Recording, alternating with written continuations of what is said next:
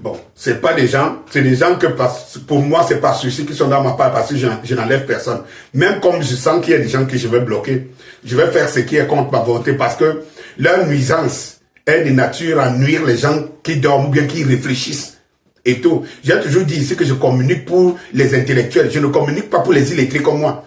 Je ne communique non plus pour les lettrés, je communique pour les intellectuels. Ça veut dire que les gens qui peuvent comprendre la société camerounaise, parce que moi, je me place au-dessus des partis, au-dessus des tribus et tout, mais en encourageant les tribus, parce que quand vous êtes fort, vous êtes en groupe, en communauté, vous créez, c'est ce qu'André-Marie Tala disait, et tout. Et restons dans la créativité, la locomotive, qui l'ignore? Qui l'ignore? J'ai beaucoup de mes frères à ça qui disent non, ne suis pas le bambin, ne pense pas qu'ils sont sains, ne pense pas qu'ils réussissent plus que qui. Ils sont où? Ils sont en tant que qui? Mais la réalité parle d'elle-même. Prenez dans le sport. Vous voyez les qui excellent dans toutes les disciplines par le monde, qui représentent le Cameroun. Je vous jure, mes chers frères, que ça vous gêne, mais 70% sont bamléki. Prenons la médecine. Regardons dans tout le monde entier des Camerounais qui excellent de machin truc. Vous allez voir que 70%, 60% sont bamléki. Prenons des hautes études et tout ça là. On ne peut pas effacer la réalité. On ne peut pas effacer la réalité. Ce que je dis à mes frères qui estiment que ça les fait mal, par exemple mes frères Bassa, c'est de leur dire, mais faites la même chose. Mais faites la même chose. Ndabi Koko, c'est bien. J'avais dit ici que dans les réseaux sociaux, je vois ici même dans les Facebook, il y a des groupes Bassa, des dizaines et des dizaines de groupes Bassa. À l'intérieur de ces groupes, vous allez voir que les compteurs explosent. 5 000 membres, 10 000 membres, 12 000 membres. Mais ils sont où? Qu'est-ce qu'ils font? C'est ça mon problème. Il faut qu'ils constituent aussi une force. Une force plus une force, la force des Bétis, des Bassa, des Sawa en général et tout ça. C'est le Cameroun qui gagne. Et c'est l'objectif du M22. Le M22 au-dessus des partis. C'est pour cela que dans ma prochaine vidéo, je vais vous parler de la dangerosité des partis et pourquoi le M22 est salutaire. Moi-même sympathisant, même partisan de parti. Quand vous êtes dans une maison, vous savez qui est fort, qui est faible. Vous savez les avantages et les inconvénients des activités que vous menez. L'inconscience est quelque chose de très dangereux. Alors, lorsque quelqu'un m'écrit en me disant, parce que lorsque vous voyez bien que ici, c'est juste pour vous dire des gens qui ont la troisième catégorie. Cette catégorie ethno-fasciste qui se trouve dans toutes les tribus, qu'il faut bannir parce que c'est elle qui est la gangrène la plus dangereuse pour la construction du tissu social camerounais. Ça dit que ce groupe de fanatiques qui aimeraient que tout soit à leur faveur, ils ne voient pas l'importance et la réalité sur le plan national, mais ils le voient sur le plan ethnique. Et ceux-là me croiseront sur leur chemin. Je suis encore très tendre avec eux. Et lorsque quelqu'un m'écrit, me dit, toi aussi tu n'es pas différent de N'Djamène. Voilà qu'il me dit. Tu n'es pas différent de N'Djamène. Joins-toi à un parti d'opposition sérieux et booste le parti avec tes idées et ça portera des fruits. Ce que tu fais en ce moment, c'est du marchandage.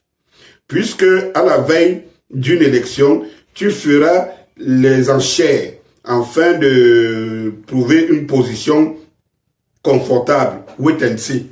Voilà. Bon, je vous lis ça, c'est intéressant pour moi. Parce que la personne parle et englobe tout. De l'inconscience à l'ignorance et y est contenu. Et je pense que beaucoup d'ignorants aussi, les conscients pensent comme lui. Et c'est pour cela que je m'inspire toujours de ce genre de pensée, de raisonnement, pour pouvoir attirer l'attention de tous les Camerounais. Quand quelqu'un dit que toi aussi tu n'es pas différent de N'Djamène, regardez tous ceux qui le disent, ils pensent à quoi? Ça dit que, je vous dis, N'Djamène c'est un opportuniste, un toto, et tout par rapport à la sortie d'André-Marie Tala. Et qu'est-ce que quelqu'un vient te dire? Il te dit, toi aussi tu n'es pas différent de N'Djamène. Je vais vous dire, vous qui me suivez, vous le savez, vous les conscients, et les intelligents. Et voilà. Vous comprenez ce qui anime quelqu'un quand il fait ce genre de texte, de raisonnement. Je ne suis pas différent de Djamel. Pourquoi? Parce que c'est celui qui le dit fait partie de la 3e catégorie ethnofasciste qui estime que si tu n'es pas avec eux, tu es contre eux. Donc, cela veut dire quoi?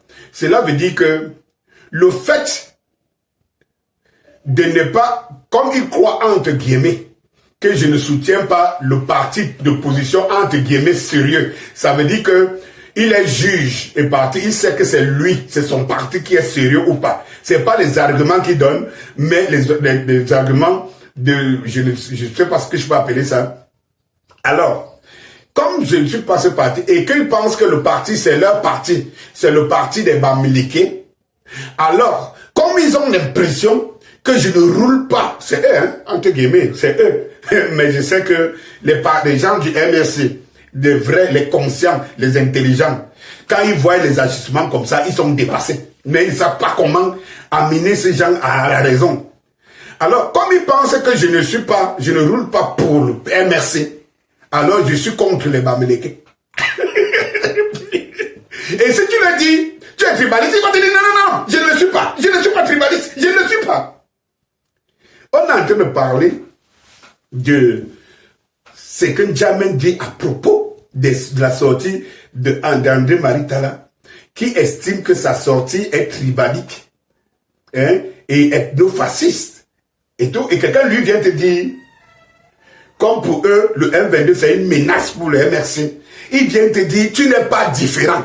Donc, tu n'es pas différent parce que tu menaces le MRC. Donc, il fait un rapport entre le Bamileke et le MRC. C'est ce que je parlais de la 3e catégorie. C'est ceux-là qui sont dangereux pour la valeur et pour la valorisation de ce noble peuple Bamileke. Quand je parle de cette petite phrase, il continue en disant pourquoi choisis un parti de l'opposition sérieux. Et vous savez que quand il parle de l'opposition sérieux, il parle d'eux. C'est eux ou rien. Voilà. Vous connaissez tous les adages. Ça sort tous les jours. C'est tel professeur ou rien. L'avenir, c'est tel professeur. Le machin, tout tourne autour de ça. Et c'est très important. C'est pour cela que ma prochaine sortie sur la dangerosité parce que c'est le parti politique qui sont la gangrène qui déchire notre tissu social. Ça, je vais vous le dire. Parce qu'à l'intérieur, il y a des microbes ethnofascistes qui sont donc enfouis dans ces partis politiques et qui, malgré la bonne volonté de servir la nation de certains de ces leaders, ils finissent par être submergés, absorbés par ces microbes, voilà, qui détruisent le tissu social en pensant élever leur ethnie, leur tribu et leur société, et que sais-je encore. Regardez le rapprochement. Regardez le rapprochement. Et quand quelqu'un me dit à la veille, je vais faire le marchandage et tout, mais tu as tout compris. C'est même l'objectif du M22. L'objectif du M22, c'est 2 millions d'adhérents en 2024 pour faire le marchandage, justement. Qu'est-ce que tu n'as pas compris? Mais si tu comprends ça à l'envers, tu dis une chose sans comprendre la profondeur. C'est le principe. Parce que le principe du M22, c'est de former une association du peuple, une mutualisation des forces du peuple. C'est le rôle du parti, du M22, qui est au-dessus des partis et des objectifs des partis. N'étant pas un parti, justement, le M22 veut être faiseur de roi. Tu n'as pas laissé se cacher. C'est l'objectif. C'est l'objectif. Parce que c'est le seul endroit où tous les Camerounais peuvent parler sans se regarder au miroir de parti, au miroir de tribus, au miroir de machin. C'est de ça qu'il s'agit. Et c'est pour cela que j'encourage encore des partis. Encore que dans le M22, on encourage même la formation des groupes communautaires. Vous pensez que quand il y a un M22 à Bangoula, Il y a les Bassa à Bangoula, même s'il y en a, même, c'est un peu un actif perdu. S'il y a un M22 à la vallée d'une thème, c'est normal que vous vous rendez compte que c'est les gens du village et tout ça qui construisent le M22. Le M22 n'étant donc pas une idéologie de parti ou quelconque, c'est pour le développement et la cohésion sociale avec les autres. Parce que c'est là qu'ils seront là-bas, à la vallée d'une thème. Et tout, ils développent les structures. Il n'y a pas de patron ici au M22, il n'y a pas de leader, il n'y a pas de... Il y a un guide, parce que mon rôle, c'est d'être le point d'intersection pour que toutes ces forces-là, les Bassa, les Bamléké et tout ça, toutes ces forces-là se regroupent. Enfin, sans se regarder en chien de faïence, en qui est plus fort que l'autre. C'est le principe. C'est le principe.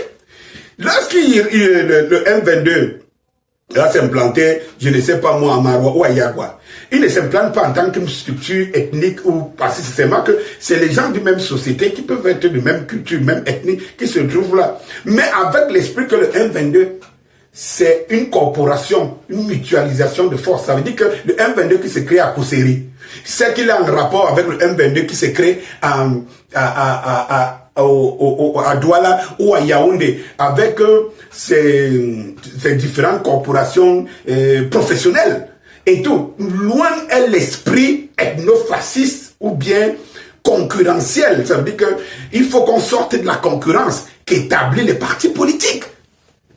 C'est le principe, mon frère. C'est le principe. C'est ce que j'avais à dire ce matin. Allez, bon week-end.